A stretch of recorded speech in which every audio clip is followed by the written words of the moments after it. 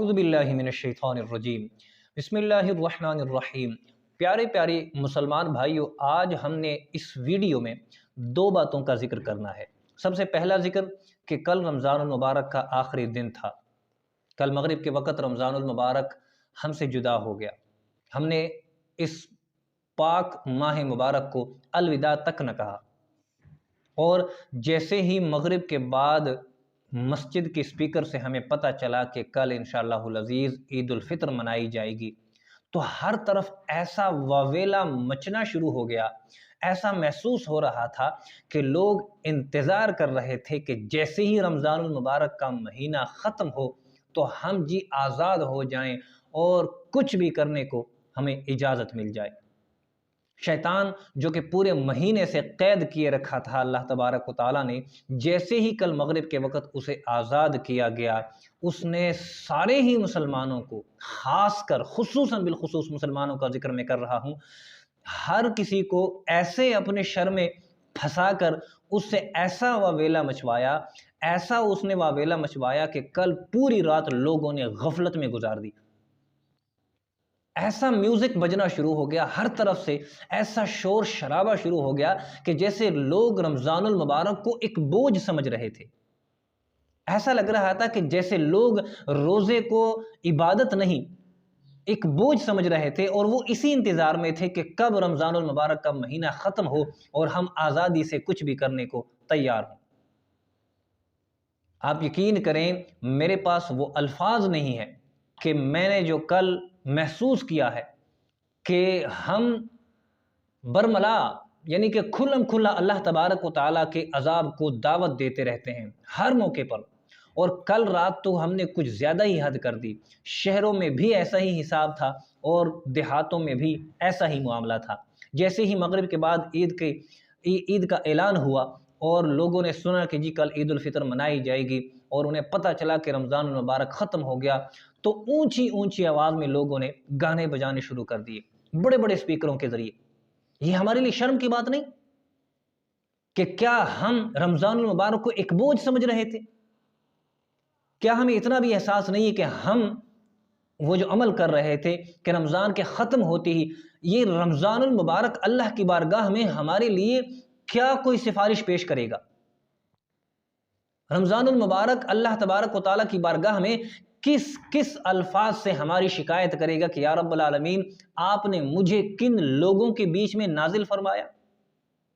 یا رب العالمین مجھے اس مہینے کو کیسے کیسے بے قدر لوگوں میں جو ہے وہ نازل فرمایا؟ یہ ہمارے لیے افسوس کی بات نہیں؟ پورا رمضان المبارک ہر طرف مہنگائی کا طوفان مچا ہوا تھا۔ غیر مسلم ممالک میں رمضان المبارک کے مہینوں میں آسانیاں پیدا کی جاتی ہیں، مہنگائی کو کم کیا جاتا ہے اور عوام کو ریلیف دیا جاتا ہے تاکہ لوگوں کو رمضان المبارک میں احکامات پر عمل کرنا، اللہ تبارک و تعالیٰ اور قرآن کے احکامات پر عمل کرنا مشکل نہ ہو۔ ہر طرح سے انتظامات کیے جاتے ہیں، لیکن پاکستان میں جتنے بھی انتظامات کرنے ہوتے ہیں اس کے برعکس کیا جاتا ہے۔ یہ بڑے ہی شرم کی بات تھی کل رات ہمارے لیے کہ ہم نے اللہ تبارک و تعالیٰ کے اس بابرکت اور مہمان مہینے کو اس انداز میں رخصت کیا کہ وہ اللہ تبارک و تعالیٰ کی بارگاہ میں پتہ نہیں کن الفاظ سے ہماری شکایت کر رہا ہوگا۔ افسوس، صد افسوس۔ دوسری بات کہ یہ کافی عرصے سے میں سوچ رہا ہوں کہ میں کسی بھی ویڈیو میں اس بات کا تذکرہ کروں کہ ہمارے ہاں آج کل قرآن مجید ایک عام سی کتاب کی شکل اختیار کر چکا ہے۔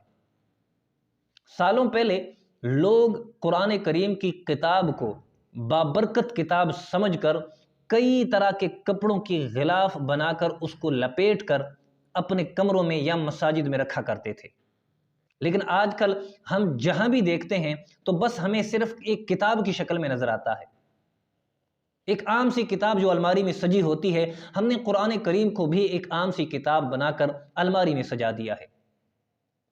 عام سی کتاب جو میں کہہ رہا ہوں وہ اس لیے کہ پہلے قرآن کریم کو غلافوں میں، کئی طرح کے غلافوں میں لپیٹ کر آداب اور احترام کو ملحوظ خاطر رکھتے ہوئے رکھا جاتا تھا، لیکن آج کل ہم قرآن کریم کو کہیں بھی کسی بھی صورت میں رکھ دیتے ہیں۔ قرآن کریم کا تو ہم نے ادب و احترام ہی چھوڑ دیا ہے۔ ہم نے قرآن کریم کی بے حرمتی شروع کی ہے۔ اور بے حرمتی صرف یہ نہیں ہے کہ قرآن کریم کو جلا دیا جائے یا اسے پھاڑ دیا جائے، یہ بھی ایک بے حرمتی کی شکل ہے کہ قرآن کو ایک عام سی کتاب کا درجہ دیا جائے۔ اور اسی لیے تو سالوں ہماری الماری میں پڑا ہوتا ہے، لیکن ہم اسے کھولنے کی زحمت تک نہیں کرتے۔ یہ بھی ہمارے پاس ایک مہمان ہے، پتہ نہیں یہ جب اللہ تبارک و تعالیٰ کی بارگاہ میں پہنچے گا، جائے گا، تشریف لے کے جائے گا، تو پتہ نہیں کن کن الفاظ سے ہم مسلمانوں کی شکایت کرے گا۔ ہم قیامت والے دن اپنے نبی کریم صلی اللہ تعالیٰ علیہ وسلم کو کیا جواب دیں گے کہ ہماری نظر میں نہ تو رمضان المبارک کے مہینے کا احترام تھا اور نہ ہی قرآن مجید جیسی عظیم کتاب کا کوئی احترام ہے۔ یہ ہمارے لیے شرم کا مقام ہے۔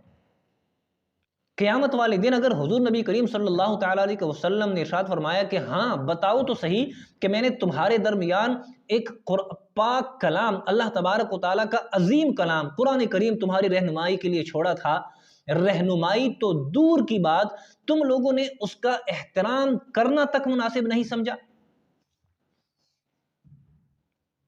میرے پاس ان دونوں چیزوں کی مذمت کے لیے کوئی الفاظ نہیں ہے، لیکن میں صرف اتنا کہوں گا کہ اے مسلمانوں، آ جاؤ اللہ تبارک و تعالیٰ کی بارگاہ میں توبہ اور استغفار کرو۔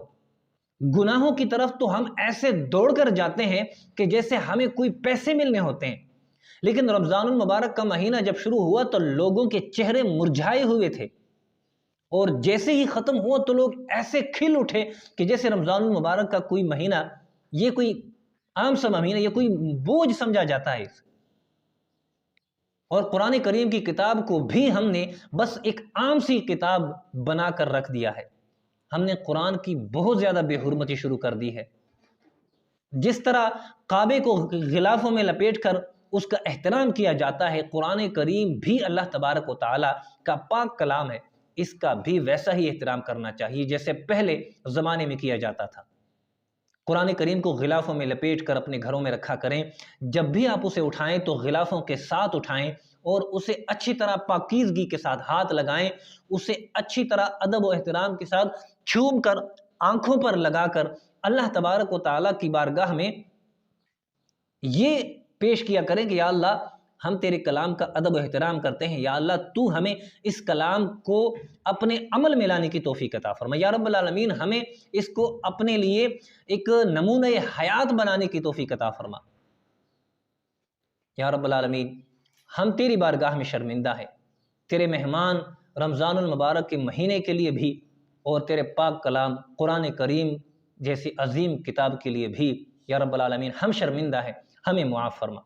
یا رب العالمین امت مسلمہ پر اپنے فضل و کرم اور رحمتوں کی برسات فرما۔ یا رب العالمین ہمیں ہدایت عطا فرما، یا اللہ ہمیں ہدایت عطا فرما، تیری بارگاہ کے علاوہ ہمیں کہیں سے بھی ہدایت نہیں مل سکتی۔ آمین۔ وما علینا الا البلاغ المبین۔